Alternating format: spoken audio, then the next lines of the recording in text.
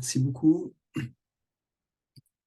Voilà. Bonjour à toutes et à tous pour ce cours École des leaders deuxième année. Et on va continuer ensemble ce matin l'étude de l'épître de Pierre. Mais avant, je veux vous souhaiter une bonne année. J'ai oublié de le faire en première année. C'est vrai qu'on se retrouve en 2024. Une bonne année, une bonne santé, que Dieu vous bénisse, qu'il apporte la paix à vos foyers, à vos cœurs, dans vos ministères. Soyez richement encouragés, bénis par le Seigneur. Amen. Il est vivant et il est avec nous tous les jours jusqu'à la fin du monde. Que Dieu vous bénisse. Amen. Nous avons vu donc l'année dernière, nous avions fini sur deux points particuliers et un point où, souvenez-vous, j'ai souligné cette liste des 10 points que les pères post-apostoliques de l'Église traditionnelle avaient établi pour discerner si quelqu'un avait un cas de possession démoniaque. Et il se trouve que les 10 points sont liés au fait d'être baptisé du Saint-Esprit. Donc vraisemblablement, au travers des siècles, des gens baptisés du Saint-Esprit ont été persécutés, tout simplement. Et c'est le cas notamment de Martin de Tours, qui opérait dans des niveaux de miracles très très très forts, et les foules le suivaient partout. Il y avait vraiment l'onction du Christ sur lui, hein.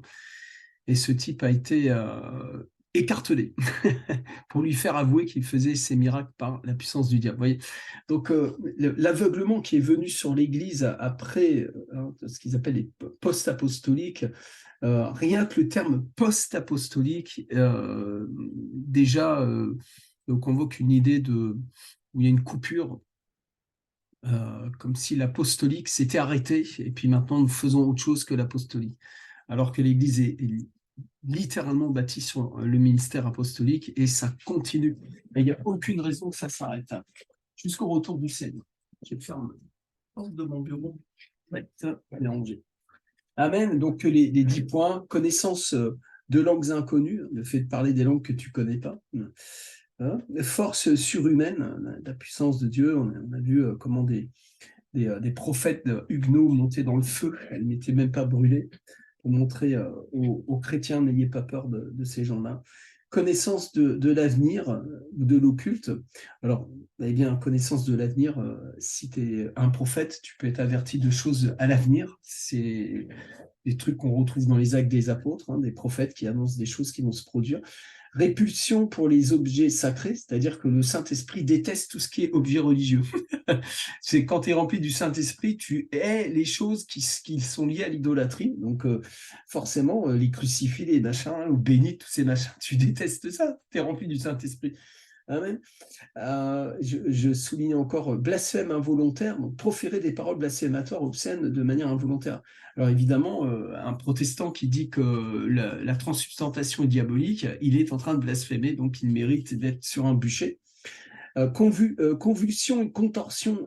Je ne sais pas si vous avez déjà assisté à des réunions de Rénivelle ou de Pierre Cranga, ou si vous avez lu à propos de la naissance de l'armée du salut, la fameuse armée du salut. Les gens avaient des visitations très fortes et se contorsionnaient sous l'onction du Saint-Esprit en riant, en pleurant aussi, en étant secoués. Il y a eu un mouvement méthodiste des crackers.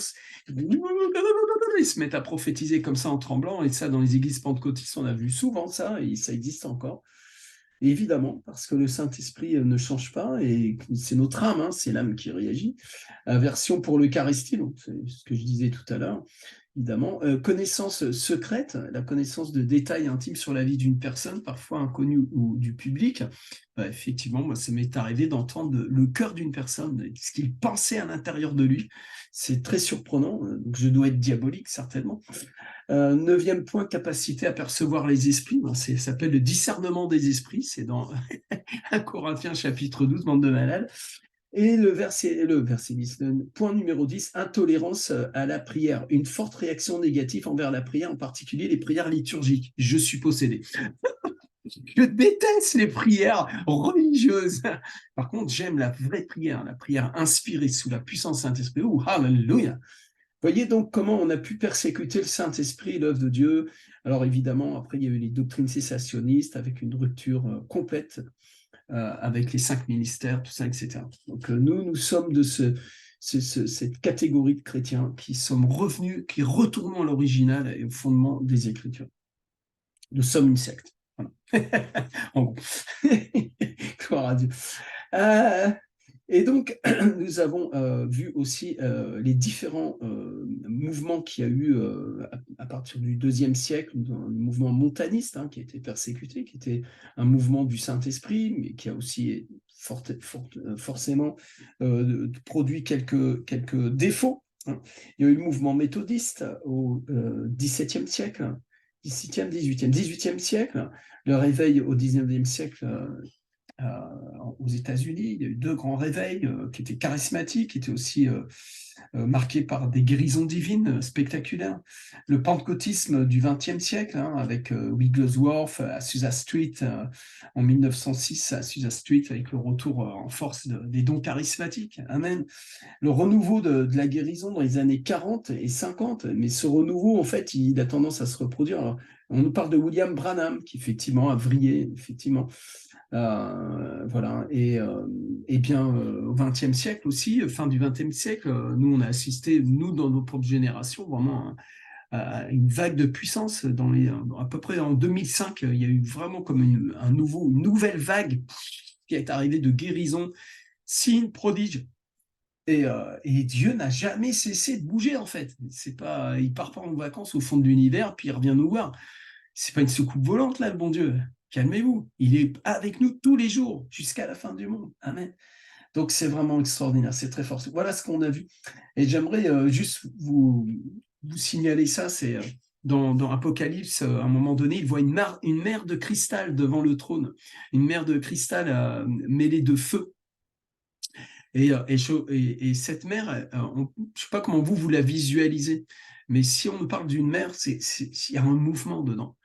Il y a une respiration. La mer, elle est en mouvement. Il y a des vagues, vague après vague. La gloire de Dieu vient, elle s'approche de toi, vague après vague. Église, des vagues du Saint-Esprit viennent et ramènent du trône de Dieu des onctions, des touchés de Dieu, des vagues de révélation de l'amour du Père, des vagues de révélation de la grâce du Seigneur Jésus, des vagues de révélation de la puissance du Saint-Esprit, des vagues de gloire pour toucher ce monde qui est perdu. Amen.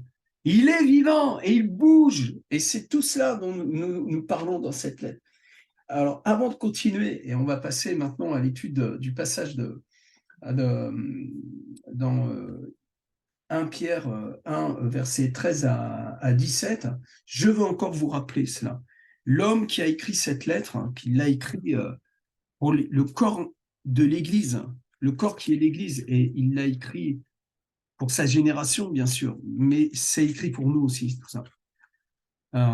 Eh bien, il a été crucifié la tête en bas. L'apôtre Pierre, un des 12 de Jésus, celui qui est un petit peu central dans l'histoire apostolique, cet homme-là qui a écrit cette lettre a été crucifié la tête en bas. Amen. Vous voulez être des disciples de Jésus, là? Amen.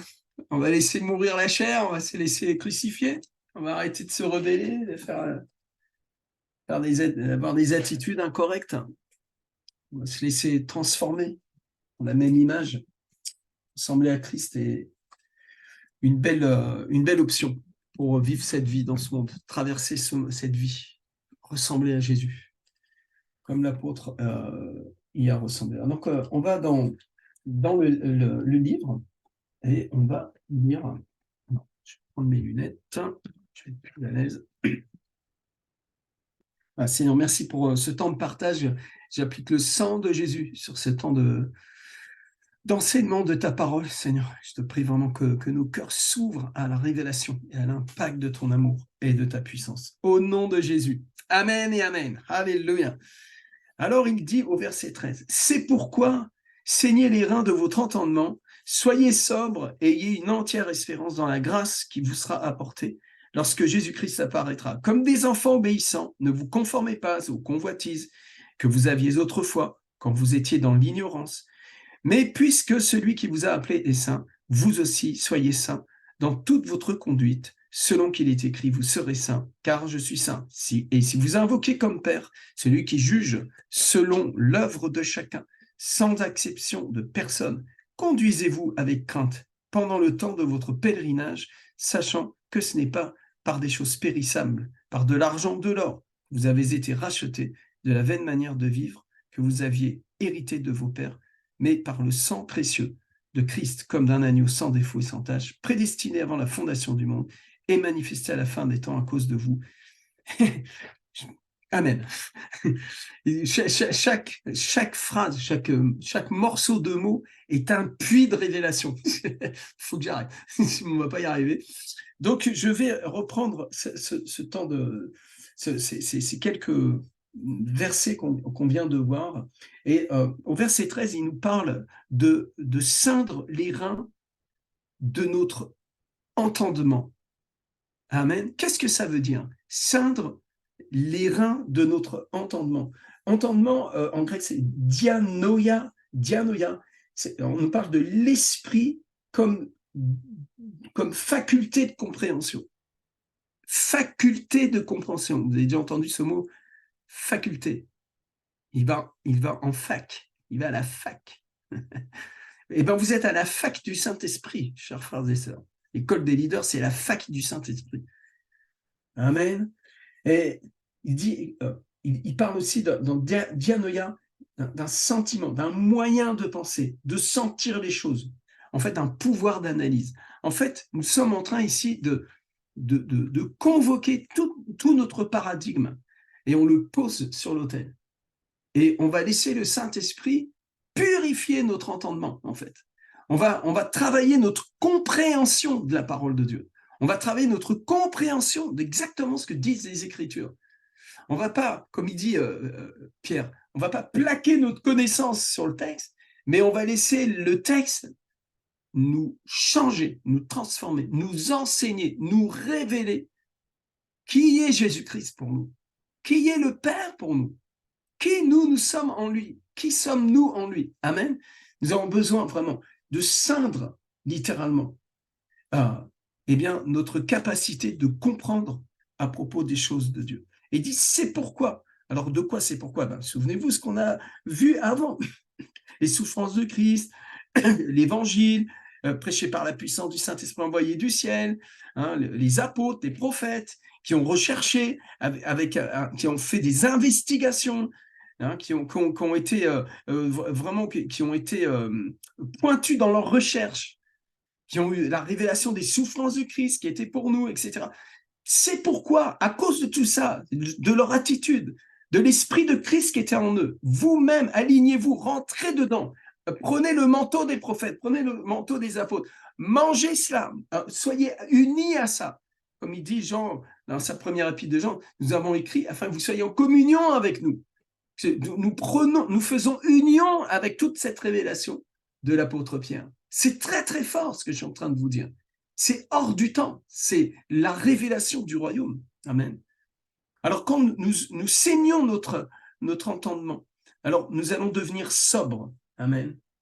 Nous pouvons si facilement nous faire avoir par notre cataracte, nos paradigmes, nos arguments, nos interprétations des intentions des autres, et rester très en nous-mêmes, tourner sur nous-mêmes, sur nos blessures, sur notre système de pensée, jusqu'à même vivre une forme de paranoïa, être aveugle, littéralement, et croire que nous marchons dans la lumière. Comme tu aimeras ton prochain, comme toi-même, quelqu'un qui ne s'aime pas lui-même, eh bien, quelqu'un qui se condamne sans cesse, c'est quelqu'un qui a une très mauvaise opinion de lui-même, qui a une mauvaise attitude à l'égard de lui-même, puisqu'il ne s'applique pas à la grâce de Dieu, eh bien, se rendra difficilement aimable à son tour. Amen. Et s'enfermera dans une forteresse de rejet. Vous voyez, ça, c'est ce qui va bloquer votre disciple-là. Les gens qui fonctionnent comme ça dans votre disciple-là, ils ne peuvent pas avancer. ils vont toujours tourner en rond, il y aura toujours des histoires qui vont se produire, jusqu'à ce que le Seigneur fasse l'œuvre, achève l'œuvre de sanctification. C'est ça dont nous parlons quand nous parlons de sanctification. Une guérison, littéralement, du caractère, une restauration de la personnalité dans le royaume. Amen. Achève ta sanctification. Laisse les choses les arguments, le pu là, sortir. L'esprit orphelin, là, le rejet, n'aime pas, abandon. Laisse ces choses à la croix de Jésus. Abandonne ça. Et réjouis-toi dans le Seigneur. Et littéralement, laisse l'Esprit de Dieu, eh bien, par révélation, par la révélation de la parole et de l'Esprit, ceindre les reins de ton entendement. Et il dit, soyez sobre. Sobre, ça veut dire être calme, concentré en esprit, être modéré en esprit, sans passion charnelle, circonspect, c'est-à-dire qui est attentif et prudent dans ses actes. C'est-à-dire qu'en fait, il y a une concentration. Tu concentres ta vie sur la révélation. L'école des leaders, c'est pas juste un truc là dans la semaine et puis après, la nouba. Concentre-toi sur le Seigneur. Concentre-toi. Les athlètes se concentrent. Les gens qui font des hautes études se concentrent. Tu ne peux pas étudier, tu ne peux pas apprendre si ton cerveau est rempli de plein de trucs. Il y a, à un moment donné, j'ai donné une exhortation à un disciple qui fait des études. Et cette personne, elle se met de la musique sur les oreilles, elle écoute de la musique en même temps d'essayer d'apprendre des choses. La moitié du cerveau est déjà emprunté avec la musique. Quand vous écoutez de la musique, elle ne passe pas par le système de pensée, mais elle passe directement dans le cœur. Tout votre cœur est pris avec la musique. Et votre cerveau, il est là dans un coin en train de s'embêter. En fait, quand tu écoutes de la musique pour apprendre, qu'est-ce que tu es en train de faire? Tu n'es pas sobre. Tu es éparpillé. Les gens qui étudient ont besoin de silence. C'est pour ça, dans les bibliothèques, on demande de silence. Tu as besoin de concentration. Je déteste lire ma Bible quand il y a des gens qui bougent autour de moi. C'est fini. Dès qu'il y a quelqu'un qui s'élève, c'est pour ça que je me lève plus tôt le matin pour avoir du temps seul dans la présence du Seigneur, dans le silence, pour pouvoir plonger dans la présence de Dieu et dans sa parole. Soyez sobres. Soyez des personnes qui concentrent leur vie en Christ. Et vous allez voir que vous allez multiplier votre capacité, votre croissance va être fulgurante quand vous allez vous concentrer. Et si vous êtes en train de faire des études pour passer des examens, s'il vous plaît, utilisez tous les neurones de votre cerveau pour qu'ils soient à votre service. C'est-à-dire, eh bien, votre cours, écrivez-le en le disant à haute voix, en le répétant à haute voix, écrivez-le, répétez-le en l'écrivant. Tout, vos oreilles, votre bouche, votre main, tout votre cerveau est en train de se concentrer sur ce que vous êtes en train d'apprendre. Et coupez-vous de tout bruit. Et vous allez voir que vous allez avoir un apprentissage beaucoup plus agréable et surtout beaucoup plus efficace. C'est un conseil pastoral, je ferme la parenthèse. Mais c'est vrai aussi dans la marche spirituelle avec le Seigneur. Amen. Quand vous lisez la parole, ne la lisez pas comme vous lisez le journal. Asseyez-vous dans la parole. Visualise que le Saint-Esprit vient enseigner la parole, littéralement. Et en fait, c'est la réalité de ce qui se passe. Donc, soyez sobres. Et ayez une entière espérance dans quoi? Dans la grâce. Ayez une entière espérance dans quoi? Dans la grâce. Comment entière? Une entière espérance. Pas un peu. Pas une espérance, mais peut-être que. Quand vous avez le peut-être que, tu vois, le peut-être que là, tu prends 2 cartouches, tu vises la tête, tu le dégages. Une entière, je soupire au retour du Seigneur. Je soupire à son retour. Dieu est tellement merveilleux. Et quand il va revenir, si nous assistons à son retour, amen, il va nous apporter une entière grâce à cette entière espérance. Dieu nous fait grâce, il nous a fait grâce. Et il y a une grâce spéciale. Quand Jésus va revenir, il va prendre son épouse. Il va la prendre en un clin d'œil, ils seront transformés en la même image. Notre corps va être glorifié. On ne passe même pas par la mort physique. Notre corps est transformé et on rejoint le Seigneur dans son retour. Et la terre va être brûlée par la gloire de Dieu, va être purifiée par le feu, elle va être renouvelée totalement. Elle va être au bénéfice de la puissance de la résurrection. Et toute la nature, toute la création soupire après cet instant-là. Et de la manifestation des fils de Dieu. Amen. Toutes ces choses qui sortent de ma bouche, je ne suis pas en train de les inventer. Tout ça, c'est écrit dans la parole. Je n'ai pas le temps de vous montrer les versets, mais peut-être vous les avez déjà lus si vous êtes un lecteur assidu et étudiant des Écritures. Amen. Alors, cette grâce entière, ayez une entière espérance dans la grâce qui vous sera apportée lorsque Jésus-Christ apparaîtra. Amen. J'ai rencontré une petite dame un jour qui avait peur de ne pas être enlevée. Je dis, mais vous êtes sauvé ou vous n'êtes pas sauvé? Bing. T'es sauvé ou t'es pas sauvé? Si t'es sauvé, pourquoi Dieu va te laisser? Ben, ça n'a pas de sens. Vous voyez? Parce que cette femme basait son salut sur ses œuvres, sur elle-même, en fait. Non, mets ton espérance dans la grâce. Mets ton espérance en Jésus. Comme on dit en anglais, it's all about Jesus. C'est Jésus, plus sans rien. Amen. Et alors là, tu vas voir que ta foi va brûler, littéralement. Tu vas être ancré en lui. Et tes disciples doivent être ancrés dans cette grâce. Amen. C'est pourquoi nous devons prêcher la grâce de Dieu. Plus que rien que d'autres, plus que toute autre chose. Amen.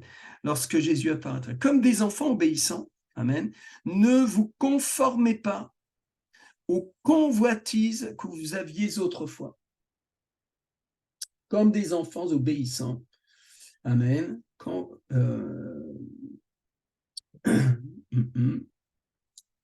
C'est ça. Écoutez bien ça. Quand vous étiez dans l'ignorance, je reprends, comme des enfants obéissants, ne vous conformez pas aux convoitises que vous aviez autrefois, quand vous étiez dans l'ignorance. Oh là là, maintenant je sais les choses, alors c'est beaucoup plus grave. Tu t'es fait avoir. Le diable t'a menti. Et tu as interprété ce verset de façon négative et en fait l'ennemi retourne la bénédiction et il en fait une malédiction. Il retourne la grâce de Dieu contre toi pour en faire une accusation quand on pense et quand on lit la parole de façon tordue. Rappelez-vous cela et rappelle-le à tes disciples. Quand tu lis la parole, tu lis un message d'amour, le message de la grâce de Dieu, le message que tu ne peux pas te sauver toi-même, le message que tu étais dans l'ignorance jusqu'au jour où on t'a annoncé la bonne nouvelle. Ignorance de quoi, en fait? C'est la question qu'il fallait poser à la lecture de ce verset. Je reprends et je vais vous indiquer cela maintenant. Regardez, c'est très intéressant. Comme des enfants obéissants, ne vous conformez pas aux convoitises que vous aviez autrefois, quand vous étiez dans l'ignorance. L'ignorance de quoi? On continue à lire. Mais puisque celui qui vous a appelé est saint, vous aussi soyez saints dans toute votre conduite. Ouh là là, ça augmente. Il augmente la température, ça chauffe. Selon qu'il est écrit, vous serez saints car je suis saint. Aïe, aïe, aïe. Ah, faut que je sois saint maintenant. Il n'y en a pas un pour acheter l'autre de ceux qui sont connectés là. Vous me suivez ou pas? Vous êtes avec moi ou on arrête ici ou pas? Il dit, et si vous invoquez comme Père, celui qui juge selon l'œuvre de chacun, sans exception de personne, ça y est, on est cuit, on est foutu. Conduisez-vous avec crainte pendant le temps de votre pèlerinage, sachant.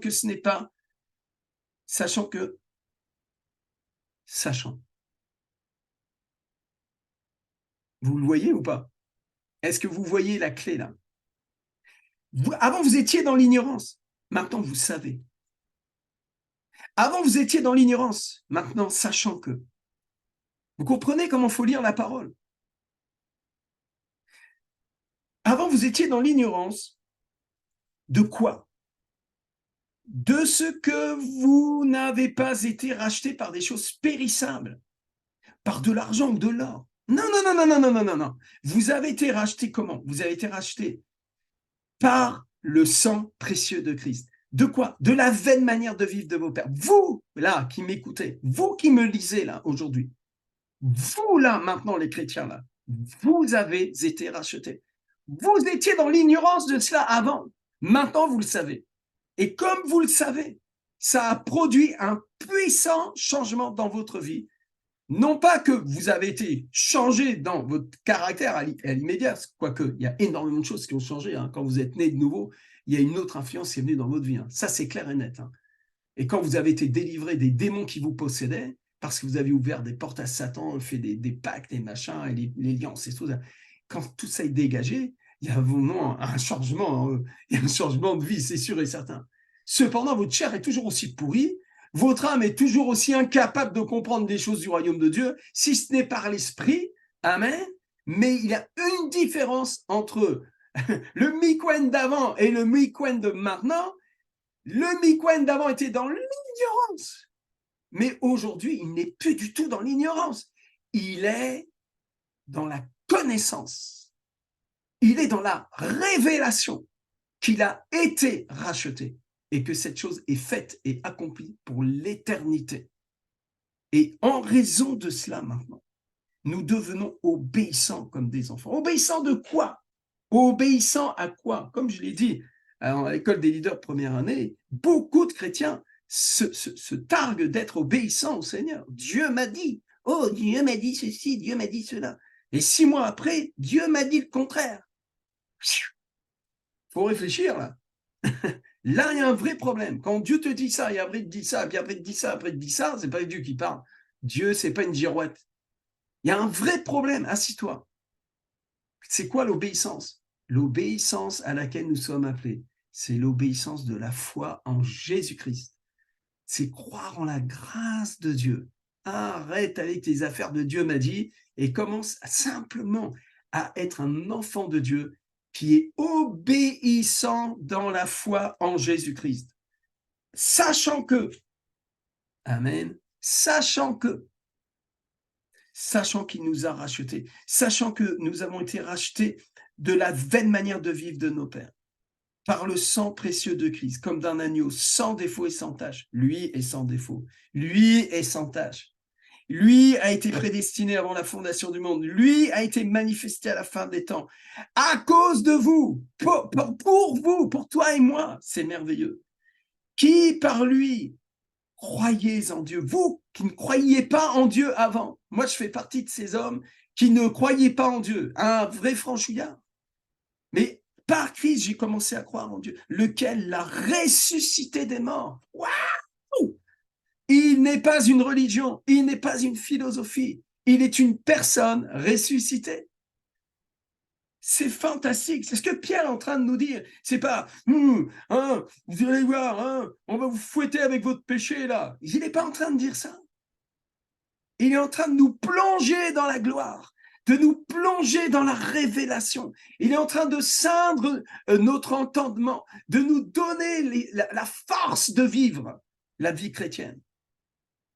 Christ ressuscité, racheté par son sang.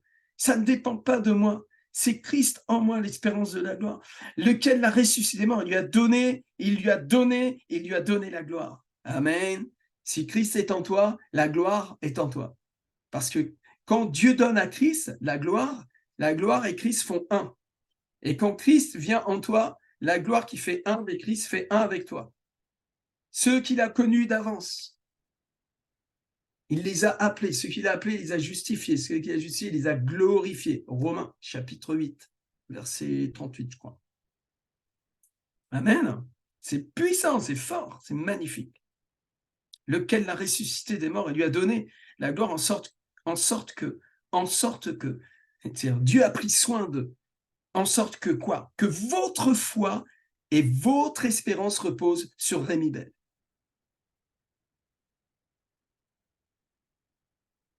J'entends pas beaucoup les amen et alléluia. Hein.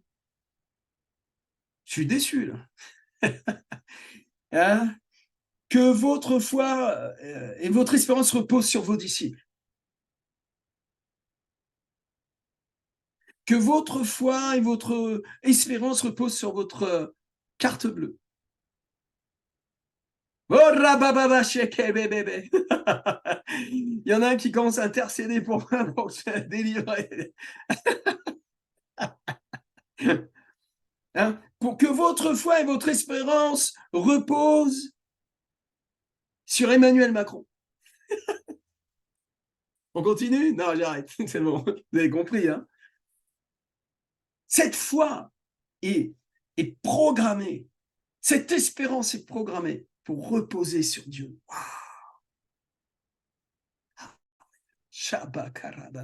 Tu veux faire la vision avec moi?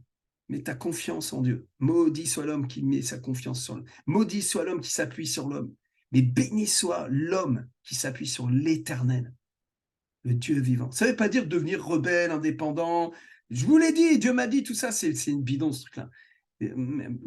On a travaillé ensemble. On va gagner des âmes, les consolider, en faire des disciples, des vrais adorateurs, des gens qui ont compris, des sachants, pas des ignorants de la grâce, pas des gens qui partent dans des délires mystiques, religieux, bidons, des sachants à propos de la puissance du sang, des sachants à propos de la résurrection, des sachants à propos de Christ lui-même. Amen. Retournons un peu en arrière. Et si vous retournons au verset 15. Mais puisque celui qui vous a appelé est saint, vous aussi soyez saints dans toute votre conduite. Alors, c'est quoi cette affaire de saint là? Verset 15. Agios. Tu as vu, je parle grec maintenant. Agios. Ah, l'apôtre, il parle grec. Agios, ça veut dire consacré, chose très sainte. Un leader ne vit plus que pour le Seigneur. Sa vie, sa maison, son travail, son mariage, ses finances, ses rêves, tout. Tout est pour le Seigneur. Tout est dans le Seigneur. Tout est par le Seigneur. Tout est à Christ. Nous sommes à Christ. Nous sommes sa propriété privée. Tu veux être un leader. Donne ta vie au Seigneur. Et ensuite, donne ta vie à ton leader. Oui. Ils se sont donnés au Seigneur et ensuite ils se sont donnés à nous. Et il y a un cœur à cœur ici. Et ce qui est donné est donné. Et reprendre ses volets. Que votre oui soit oui, que votre non soit non. Ah, c'est chaud. Ah, c'est chaud. Je sais. Il y a toujours un tri qui se fait dans le disciple. Mais c'est comme ça que ça fonctionne avec le Seigneur. Celui qui ne renonce pas à lui-même, prend sa croix et me suit, n'est pas digne d'être mon disciple. C'est grave, hein? Et Dieu nous teste toujours. Toujours. Pourquoi? Parce qu'il a le meilleur de l'alliance pour toi. C'est pour ça qu'il ne nous teste pas, parce qu'il est parano ou que, tu vois, ça lui insupporte certains traits de caractère chez nous. Non, c'est par amour. Dieu t'aime, te corrige toujours. Et quand il veut t'emmener plus loin avec lui, c'est pas le moment de résister. C'est le moment de dire oui, Seigneur. Et tu plies. Et tu te soumets, tu t'humilles sous la main puissante de Dieu. Seigneur, change mon cœur. Enlève les arguments. Enlève les arguments. Enlève la rébellion. Enlève l'orgueil. Enlève les mauvaises pensées. Enlève la familiarité. Change-moi, Seigneur. Change mon cœur. Transforme-moi, Seigneur. Ceins les reins de mon entendement encore, Seigneur. Purifie mon cœur. Enlève les souillures. Purifie-moi, Seigneur. Je m'approche de toi. Tu t'approches de moi et je sais que tu m'aimes, Seigneur, et que tu me fais grâce. Vous voyez, c'est ça, c'est une convocation dans la bonté du Père, dans l'amour de Dieu, dans la grâce du Seigneur Jésus. Alléluia. Hein? Donc, c'est une mise à part. Et puisque celui qui vous a appelé est saint, c'est-à-dire il est très, très consacré à son affaire, là. Hein? C'est un investisseur, ce Dieu-là. Vous aussi soyez saints dans toute votre conduite. Amen. Quoi que vous fassiez, faites-le en rendant gloire à Dieu. Quoi que vous fassiez, même les petites choses du quotidien, en grâce au Seigneur, gloire à Dieu. Que souvent de ta bouche on entende Alléluia, gloire à Dieu, Amen. Merci Seigneur. Même pour les blessures, même pour les coups, même pour les affaires qui viennent blesser ton âme, rends grâce à Dieu. Rendez grâce à Dieu en toutes choses. C'est une bonne philosophie de vie. C'est un bon entraînement. Réjouissez-vous. Veille à ta joie. En fait, Satan attaque le royaume de Dieu. Le royaume de Dieu, c'est la justice, c'est la paix, la joie par le Saint-Esprit. Donc, voilà les 4 choses que Satan attaque de façon très frontale. Il attaque la justice. Comment il attaque la justice? Il est en train de faire croire aux chrétiens que non, il faut travailler à ton salut là. Oh, tu crois que tu es juste devant Dieu, toi? Attends, mais Dieu va te juger. Hein. Tu sais pas que là, c'est chaud pour toi? Et Dieu est saint. Tu vas vraiment te faire. Mais ça se trouve, mais tu n'es même pas sauvé en fait. Tu vois. Le diable, il t'attaque beaucoup, beaucoup comme ça. Alors que la Bible dit qu'il n'y a plus de condamnation pour ceux qui sont en Jésus-Christ. La Bible dit que notre foi a vaincu le monde. La Bible dit que nous sommes nés de nouveau. Et si nous sommes nés de nouveau, c'est pour l'éternité. La Bible dit qu'il ne se souviendra plus de nos iniquités. La Bible dit qu'il nous a rachetés par son sang précieux, sachant cela. N'est-ce pas? Mais non, le diable attaque la justice et il veut que tu viennes propre juste. Alors tu vas chercher à te justifier devant Dieu, tu vas chercher à te justifier devant ton leader, tu vas chercher à te... J'ai entendu, non, je ne vais pas encore citer, n'importe quoi. La religion va te faire n'importe quoi, sauf mettre ta confiance dans le sang de Jésus. Voilà. D'accord? Amen? La justice, il attaque ta paix, c'est systématique. Mais il n'y a pas un jour, j'ai pas un trait enflammé pour attaquer ma paix. Vous avez remarqué que la paix est toujours sous mitraille. Amen. Donc nous avons besoin d'entrer dans ce shalom de Dieu. Amen. Et la foi est supérieure à toute la matière. La foi est supérieure à la matière. La foi peut transformer de l'eau en vin. Et Jésus nous l'a fait ce coup-là. Multiplier du pain. Amen. La foi peut créer des yeux là où il n'y en a pas. La foi peut arriver à un endroit où l'os a mal poussé et il le fait pousser un peu plus. Alléluia, pour que la personne arrête de boiter. Dieu est vraiment un Dieu de foi, ce don de foi qui est dans l'Église. C'est là où l'ennemi veut nous attaquer. Amen. C'est parce que c'est dans la foi que nous avons cette paix. Un Shabbat en Christ. Alléluia. Tu sors de la stratosphère, tu rentres dans une autre dimension, dans la gloire, et tu demeures en lui, comme lui demeure en toi. Et là, il y a vraiment la paix qui dépasse l'entendement humain, qui dépasse l'intelligence. Et il attaque la joie, la justice, la paix et la joie. Le diable veut que tu sois triste. Satan veut que tu aies une piété tristounette, grisouillette, un visage défait.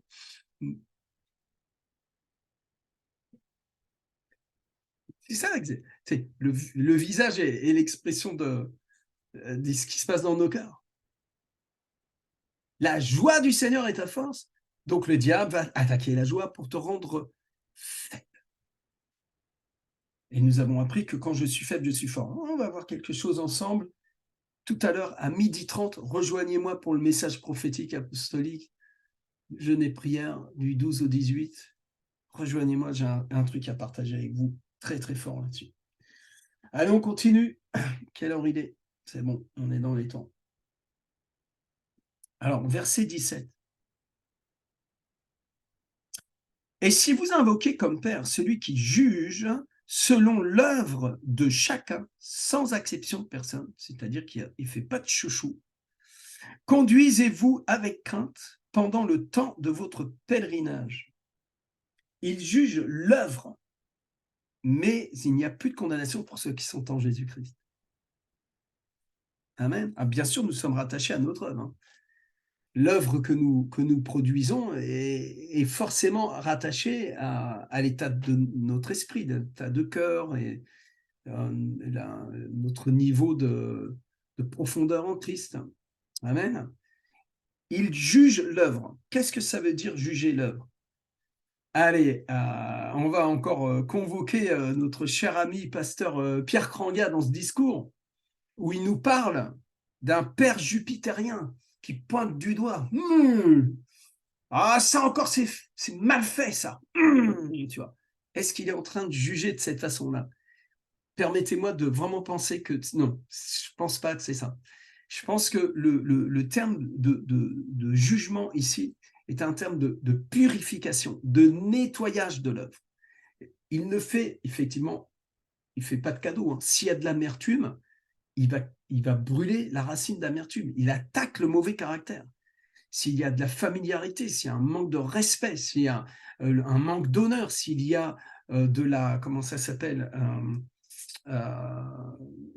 je ne trouve pas mon mot. Enfin, des choses qui sont incorrectes au royaume de Dieu, eh bien, le Saint-Esprit va agir en profondeur. Il juge l'œuvre de chacun.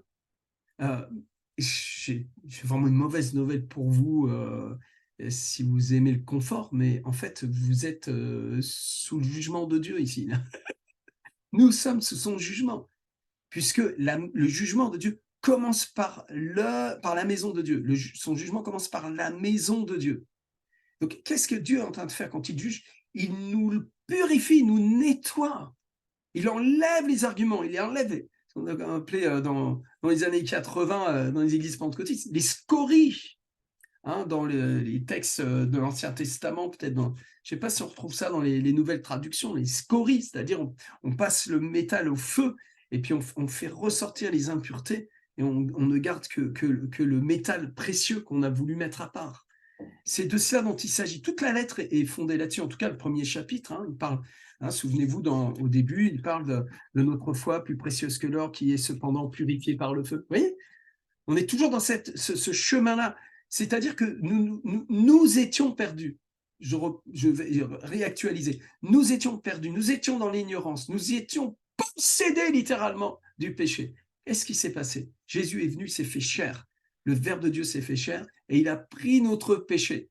Nous avions une attraction dans notre vie. L'attraction du péché était plus forte que tout. C'est comme un aimant auquel on ne peut pas résister. Nous étions possédés littéralement du péché. Nous lui appartenions. Nous étions même péchés, en fait, littéralement. Et quand Christ s'est fait chair, il a amené un autre aimant, un aimant plus grand, plus supérieur, plus fort. Et là, maintenant, nous sommes attirés par la sainteté, attirés par la justice. Et toute la limaille de fer pourrie est rejetée par cet aimant. Et il n'attire que ce que lui veut. C'est comme si nous étions en fin de compte de l'or mélangé avec toutes sortes de choses et il n'attire que l'or. Il nous purifie, il nous attire à lui avec sa grâce, avec son amour. Et plus nous sommes attirés, plus nous sommes en lui, plus nous sommes baptisés en lui, plus notre conscience, notre entendement, nos traits de caractère sont transformés. Nous sommes transformés dans la même image. C'est ce qu'il dit dans Corinthiens chapitre 3. Nous sommes transformés dans la même image de gloire en gloire par l'Esprit du Seigneur. C'est fantastique ce qui vous est arrivé. Vous avez vraiment, mais quel coup de bol que vous avez eu de donner votre vie à Jésus-Christ. Quelle bénédiction, quelle grâce. Et vous ne pouvez pas garder ça pour vous. Vous devez l'annoncer. Vous devez annoncer cette bonne nouvelle à quelqu'un. Amen. Voilà de quoi il nous parle ici quand il parle du jugement de Dieu. Amen. Et si vous invoquez comme Père, et vous l'invoquez comme Père, vous ne l'invoquez pas comme l'Éternel, le Dieu des armées, vous ne l'invoquez pas comme le Dieu Jupiter, vous l'invoquez comme Père, Abba Père, un Père d'amour, un Père de grâce. Et sa bonté nous pousse littéralement. Alléluia. Va te laver les dents. Et allez, bon, bah, je vais te pousser et je te pousse jusqu'à la salle de bain. Prends la salle. J'ai une bataille avec ma petite fille qui tous les soirs, c'est la guerre pour se laver les dents. Alors, trop mignon. Je l'ai poussée à se laver les dents. C'est ma bonté qui l'a poussée, parce que si elle ne se brosse pas les dents, ça coûte cher une carie, hein, ça pique. Hein. Amen. C'est un bon apprentissage de se brosser les dents. Hein. J'espère que vous brossez les dents. Amen. Au moins le soir.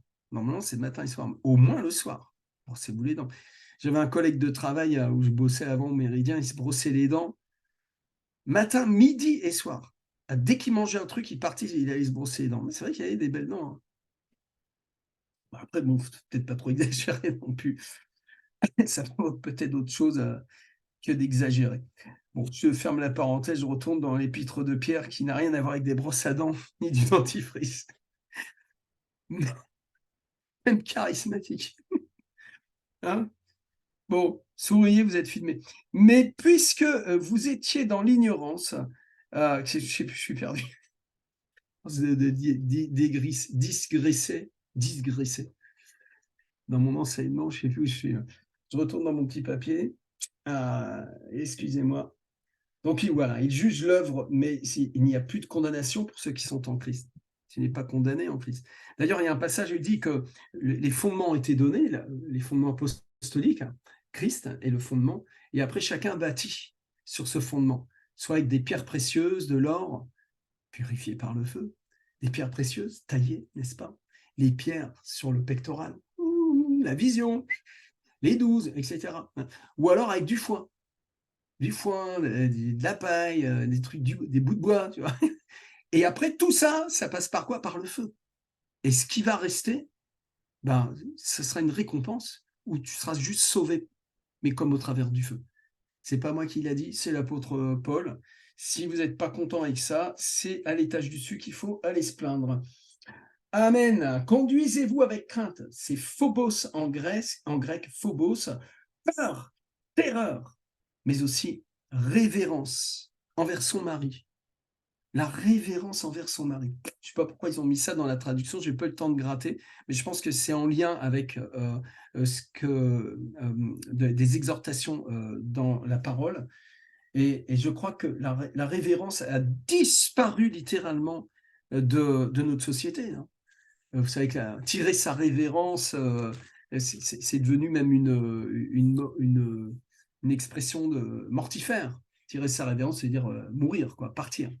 Mais quand on quittait une noblesse, on tirait sa révérence. Et cette noblesse pouvait être une gente d'âme. Une gente d'âme. Et l'homme tirait sa révérence.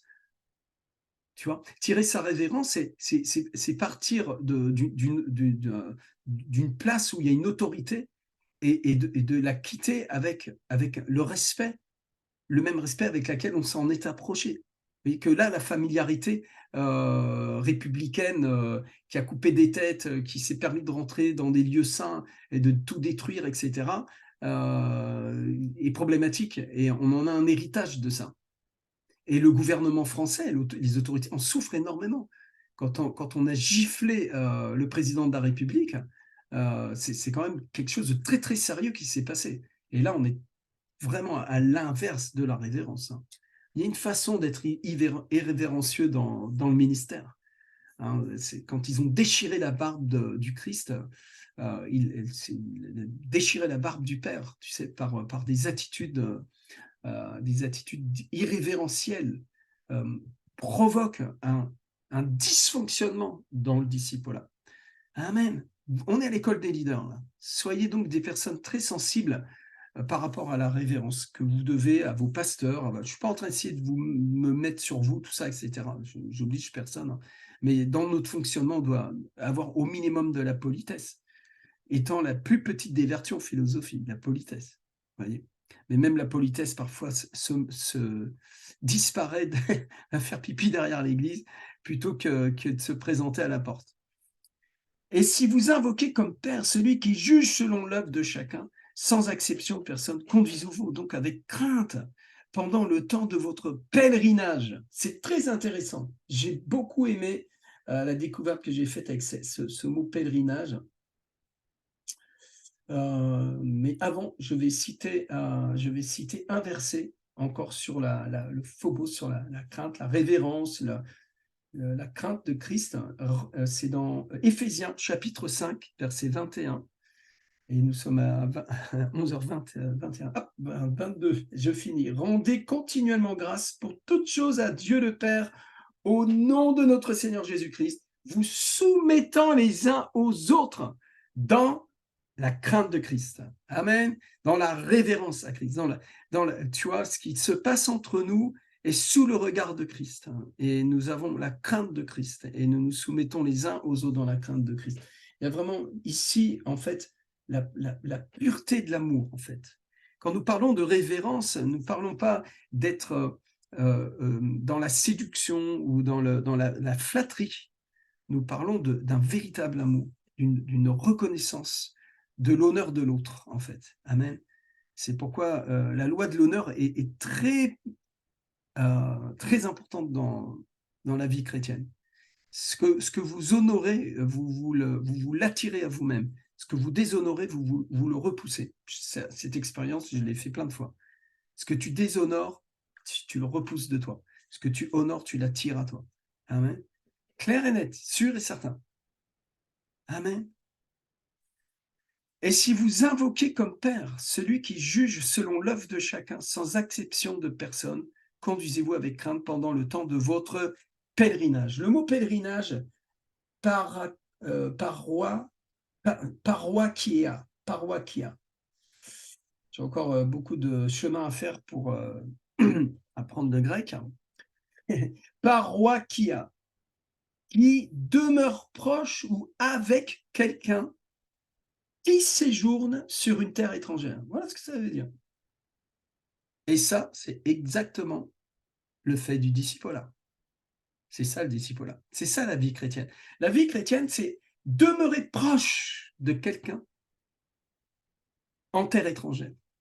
Et nous, les bien-aimés, d'ailleurs, il me semble que nous allons le trouver dans le texte de l'épître de Pierre, où il parle que nous sommes comme des étrangers sur cette terre. Nous sommes des étrangers et nous sommes en pèlerinage sur cette terre. Qu'est-ce que ça veut dire un pèlerinage? Dire, ce sont des gens qui demeurent ensemble et qui séjournent même, qui sont en voyage aussi, mais qui séjournent en terre étrangère, qui demeurent ensemble et proches. Hein.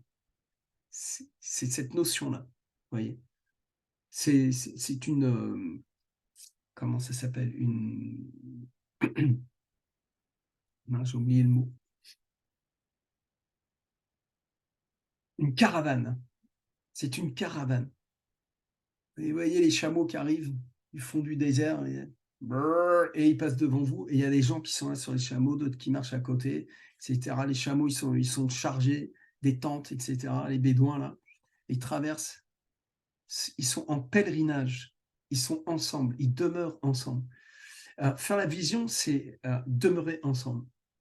Si vous demeurez en moi comme moi je demeure en vous, Christ est en pèlerinage avec nous sur terre. Amen. Et nous vivons un pèlerinage dans la gloire de Christ. C'est exactement ce que l'apôtre Pierre donc nous confie au travers de son texte. Je vais juste prier maintenant pour vous, parce que Christ nous a rachetés. Nous sommes des sachants. Nous ne sommes pas des ignorants concernant la puissance du sang d'agneau. Je vais vous demander de poser votre main sur votre cœur. Quel que soit l'état de votre cœur, de votre âme, ça n'a pas d'importance. L'important, c'est que vous mettiez votre foi maintenant dans le sang de Jésus. Pose ta main sur ton cœur, ferme les yeux et répète après moi, par le sang de Jésus. Je suis pardonné. Par le sang de Jésus, je suis racheté. Par le sang de Jésus-Christ, je suis purifié. Par le sang de Jésus, je suis justifié. Par le sang de Jésus, je suis sanctifié. Seigneur, ma vie est à toi. Ma vie dans tes mains. Que ta volonté soit faite. Et rends-moi obéissant dans la foi. Seigneur, délivre-moi, délivre mon cœur. Purifie-moi, Seigneur. Fais passer mon cœur au filtre de la croix. Car j'ai été baptisé dans ta mort. Et je suis ressuscité en toi. Nous sommes ensemble, assis dans les lieux célestes en toi. Ce pèlerinage, Seigneur, nous le traversons dans cette terre étrangère. Père, au nom de Jésus, en Christ, dans la vision de Christ, dans la présence de Christ. Seigneur, merci de consolider mon cœur, d'affermir ma foi. Enracine-moi dans ton amour, Seigneur. Sois glorifié dans ma vie, Père, dans le nom puissant de Jésus. Amen et Amen. Voilà, merci d'avoir été connecté. Merci, Pasteur Dimby, d'avoir enregistré. Tu peux couper. Et on continue avec la SEM. Amen. On se retrouve avec Pierre maintenant. Et